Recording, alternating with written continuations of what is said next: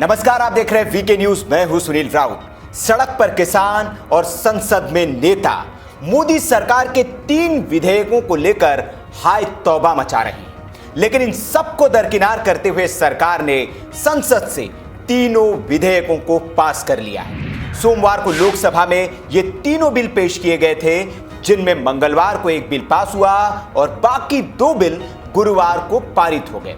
सरकार कह रही है कि ये बिल पास होने के बाद कृषि क्षेत्र में क्रांति आएगी और किसानों की आय में वृद्धि होगी, साथ ही वो दलालों के चंगुल से बाहर आकर आत्मनिर्भर बनेंगे। लेकिन विपक्ष इन विधेयकों को किसानों के खिलाफ बताकर इसका विरोध कर रहा है। विधेयक के विरोध की चिंगारी सरकार के अंदर भी सुलग रही थी। किसान बिल के विरोध की ये चिंगारी थी शिरोमणि अकाली दल से मंत्री हरसिमरत कौर बादल, जिन्होंने मंत्री पद से इस्तीफा दे दिया है। हालांकि बीजेपी ने इस इस्तीफे को राजनीतिक फैसला बताया है, लेकिन सवाल ये कि आखिर इन बिलों में ऐसा है क्या ये किसानों के हित में है या फिर खिलाफ? तो आज हम आपके लिए इन तीनों बिल्स को आसान भाषा में आपको समझाने की कोशिश करते हैं। तय आपको करना है कि इससे किसका फायदा और किसका नुकसान होगा। पहला बिल है the commerce produce trade commerce promotion and facilitation bill 2020, Hindi में जिसे कृषि उपज व्यापार और वाणिज्य संवर्धन और सुविधा बिल कहा जा रहा है।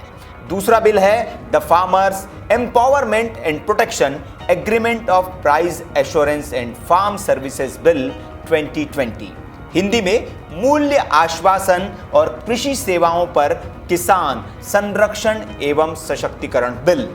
तीसरा बिल है the essential commodities amendment bill 2020, यानी कि आवश्यक वस्तु संशोधन बिल 2020। इन तीनों ही कानूनों को केंद्र सरकार ने लॉकडाउन के दौरान 5 जून 2020 को ऑर्डिनेंस की शक्ल में लागू किया था। तब से ही इन पर बवाल मचा हुआ है।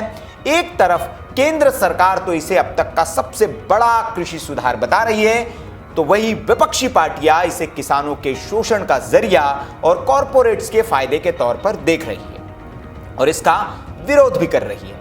लेकिन असल में इन बिल में है क्या? तो सबसे पहले बात the farmers produce trade and commerce promotion and facilitation bill 2020 की। इस बिल के आने के बाद एक ऐसा इकोसिस्टम तैयार होगा जहां किसान मनचाहे जगहों पर अपनी फसलों को बेच सकेंगे। यह सरकार का दावा है। एक राज्य का किसान दूसरे किसी भी राज्य में जाकर अपनी फसल बेच सकेगा, राज्य में किसी भी जिले में जाकर अपनी फसल बेच सकेगा। किसान को राज्यों के एपीएमसी यानी कि जो कृषि उपज मंडियां होती है उसके दायरे से बाहर जाकर भी अपनी फसलें बेचने का अधिकार होगा। वो इलेक्ट्रॉनिक ट्रेडिंग भी कर सकेंगे और उसके जरिए अपनी फसल बेच सकेंगे, जिससे किसानों की मार्केटिंग लागत बचेगी। जिन इलाकों में किसानों के पास ज्यादा फसल है उन राज्यों में उन्हें अच्छी कीमत मिलेगी। इसी तरह जिन राज्यों में शॉर्टेज है वहां उन्हें कम कीमत में वस्तुएं मिलेंगी, ऐसा सरकार का दावा है। लेकिन विपक्ष को इसमें क्या आपत्ति है, यह भी समझ लीजिए। विपक्ष का तर्क है कि कृषि उपज मंडियों से किसानों को अपनी फसल का उचित मूल्य मिलता था। इससे मार्केट रेगुलेट होता है, राज्यों को मंडियों के शुल्क के तौर पर आमदनी होती है, जिससे किसानों के लिए बुनियादी सुविधाएं जुटाई जाती है। मंडियां खत्म हो गई तो किसानों को एमएसपी यानी कि न्यूनतम समर्थन मूल्य नहीं मिलेगा। सरकार भले ही 1 नेशन 1 मार्केट का नारा दे रही हो, लेकिन 1 नेशन 1 एमएसपी होनी चाहिए। हालांकि विपक्ष के आरोप पर बीजेपी अध्यक्ष जेपी नड्डा ने बयान दिया, जवाब दिया और दावा किया है कि इस कानून से न्यूनतम समर्थन मूल्य जो एमएसपी है उस पर कोई खतरा नहीं है और मंडियों की भी व्यवस्था बनी रहेगी। ये जो बिल है इसमें की गई व्यवस्थाएं वैकल्पिक है। अब यह समझ लीजिए कि जब कानून नहीं था तब क्या व्यवस्था थी, मतलब मौजूदा व्यवस्था क्या है जब ये विधेयक नहीं लागू हुए थे तब। तो अभी तक किसानों के पास अपनी फसल बेचने के ज्यादा विकल्प नहीं है। किसानों को कृषि जो उपज मंडियां होती है, जो विपणन समितियां जिनको कहा जाता है एपीएमसी, वहीं पर फसल बेचनी होती थी। जो रजिस्टर्ड लाइसेंसी है उनके पास, जिसे आड़ती कहा जाता है, उनके पास आप फसल बेच सकते थे, या फिर राज्य सरकार को, जो राज्य सरकार खरीदती थी उनको आप फसल बेच सकते थे। दूसरे राज्य में या ई ट्रेडिंग के जरिए फसल बेचने पर अभी तक रोक है। मतलब किसान बंधा हुआ है वो उसी दायरे में अपनी फसल बेच सकता है, चाहे दूसरे राज्यों में कितना भी दाम मिल रहा हो वो वहां अपनी फसल नहीं बेच सकता। अब आते हैं दूसरे बिल पर, the farmers empowerment and protection agreement of price assurance and farm services bill 2020। इस बिल में क्या प्रावधान, तो आपको बता दें कि ये कानून आने के बाद किसान कॉन्ट्रैक्ट फार्मिंग कर सकेगा, मतलब अपने खेत में बोने वाली फसल की पहले ही कीमत तय कर उसे किसी कॉर्पोरेट कंपनी को बेच सकेगा। सरकार का भी दावा है कि इसके बाद खेती से जुड़ी सारी रिस्क जो है वो किसानों की नहीं बल्कि उनसे एग्रीमेंट करने वाले जो व्यक्ति होंगे, जो कंपनी होंगी, उन पर शिफ्ट हो जाएगी। कॉन्ट्रैक्ट फार्मिंग को नेशनल फ्रेमवर्क एक मिलेगा। किसान एग्री बिजनेस करने वाली कंपनियों, प्रोसेसर्स, होलसेलर्स, एक्सपोर्टर्स और बड़े रिटेलर से एग्रीमेंट कर आपस में तय कीमत पर उन्हें फसल बेच सकेंगे। इससे उनकी मार्केटिंग की लागत बचेगी, बिचौलिए खत्म होंगे, किसानों को फसल का उचित मूल्य मिलेगा। विवाद होने पर समय सीमा में उसके निपटारे की प्रभावी व्यवस्था भी होगी, ऐसा बिल में कहा गया है। लिखित एग्रीमेंट में सप्लाई, क्वालिटी, ग्रेड, स्टैंडर्ड्स और कीमत से संबंधित नियम और शर्तें, सारी ये शर्तें जो है वो उस एग्रीमेंट में लिखी होगी।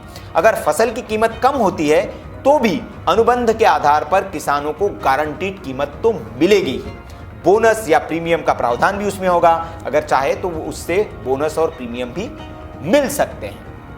मतलब यहाँ पर जो फार्मर की रिस्क है, जो मौसम पर आधारित होता है, तो वो रिस्क यहाँ खत्म हो जाएगी, ऐसा सरकार का दावा है। लेकिन विपक्ष की क्या आपत्ति है? विपक्ष ये कह रहा है कि ये बिल कीमतों के शोषण से बचाने का वादा तो करता है लेकिन कीमतें तय करने का कोई मैकेनिज्म नहीं बताता है।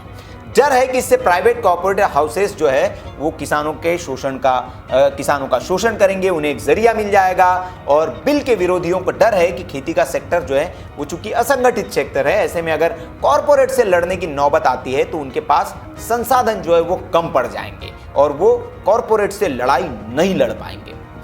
अब बात मौजूदा व्यवस्था की करते हैं कि अभी किसान क्या करते हैं। तो आपको पता ही होगा कि भारत में किसान पूरी तरह से जो है वो मौसम पर निर्भर होते हैं। मॉनसून अच्छा आया और बारिश सही हुई तो फसल अच्छी होती है। तूफान आया, बाढ़ आई, ओले गिरे तो फसल बर्बाद, और ऐसे में किसान के खाते में सारा नुकसान चला जाता है। इसके बावजूद भी अगर फसल अच्छी हुई तो फिर बाजार में दाम अगर सही नहीं मिले तो फिर नुकसान तय है और उससे भी जो है वो किसान को ही नुकसान होता है। इससे खेती में रिस्क जो है वो बहुत ज्यादा बढ़ जाती है। किसान मेहनत तो करते हैं लेकिन उसके मुताबिक उनको रिटर्न नहीं मिलता। हालांकि भारत में कॉन्ट्रैक्ट फार्मिंग जो है वो नई व्यवस्था नहीं है। अनाज के लिए अनौपचारिक करार जो है वो आम बात है। गन्ने और पोल्ट्री सेक्टर में औपचारिक करार भी होते हैं। अब बात करते हैं तीसरे यानी कि एसेंशियल कमोडिटी अमेंडमेंट ऑर्डिनेंस की, जिसे हम हिंदी में आवश्यक वस्तु अधिनियम 2020 का कह रहे हैं।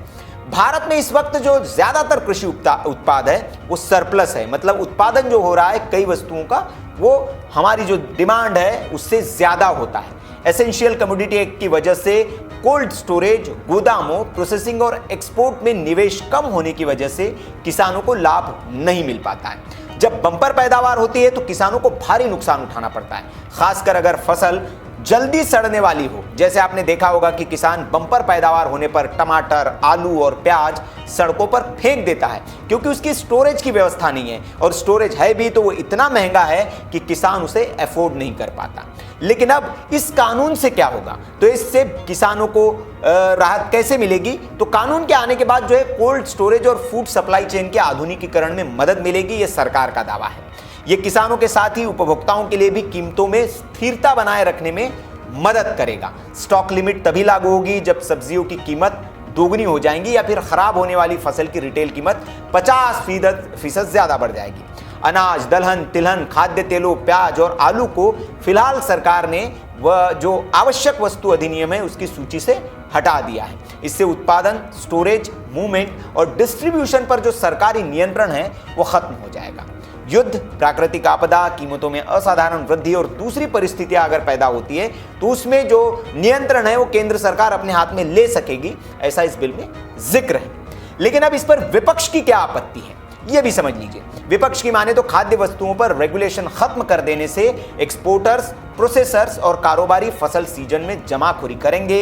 इससे कीमतों में अस्थिरता आएगी, फूड सिक्योरिटी पूरी तरह खत्म हो जाएगी, राज्यों को ये पता ही नहीं चल पाएगा कि किस वस्तु का कितना स्टॉक उनके पास है।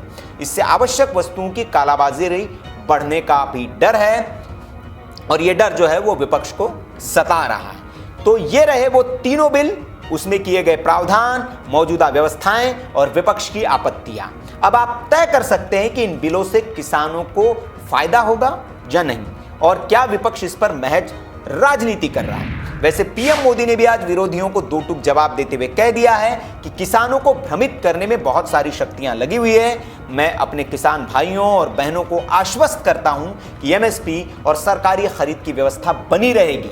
यह विधेयक वास्तव में किसानों को कई और विकल्प प्रदान कर उन्हें सही मायने में सशक्त करने वाले हैं। मतलब ये वैकल्पिक व्यवस्था है, जो अभी की व्यवस्था है उनको बंद नहीं किया जा रहा है, वो भी जारी रहेगी, ये सरकार का कहना है। तो अगर आप अभी मौजूदा स्थितियों के तहत जाना चाहते हैं तो उसमें आप जा सकते हैं। अब ये भी जान लीजिए कि इन विधेयकों पर सरकार के साथ कौन खड़ा है और विरोध में कौन है। तो आपको बता दें कि कांग्रेस के नेतृत्व में करीब 6 पार्टियां, 6 दल है जो इन विधेयकों का विरोध कर रहे हैं। कांग्रेस का साथ देने वालों में तृणमूल कांग्रेस, ममता बनर्जी की पार्टी, बहुजन समाज पार्टी जो है मायावती की, एनसीपी शरद पवार की पार्टी और मार्क्सवादी कम्युनिस्ट पार्टी ये शामिल है। वही एनडीए के घटक दल शिरोमणि अकाली दल भी इस बिल के विरोध में है, जिसके बाद हरसिमरत कौर ने इस्तीफा दे दिया है। हालांकि सबसे चौंकाने वाली बात यह है कि महाराष्ट्र में कांग्रेस और एनसीपी के साथ गठबंधन में सरकार चला रही शिवसेना इस बिल पर कांग्रेस और एनसीपी के खिलाफ जाकर मोदी सरकार के साथ खड़ी है। सवाल यह भी कि कुछ जगहों पर किसान इसका विरोध क्यों कर रहे हैं। तो किसानों को यह डर है कि विधेयक आने से न्यूनतम समर्थन मूल्य प्रणाली को खत्म करने का रास्ता साफ हो जाएगा और किसानों को बड़े पूंजीपतियों की दया पर छोड़ दिया जाएगा। लेकिन सरकार ने इस पर किसानों को आश्वस्त किया है, भरोसा दिलाया है कि ये तीनों ही प्रस्तावित कानून भारत में किसानों की आमदनी बढ़ाने में मदद करेंगे। इसके लिए हर गांव में गोदाम, कोल्ड स्टोरेज बनाने की योजना पहले ही घोषित हो चुकी है।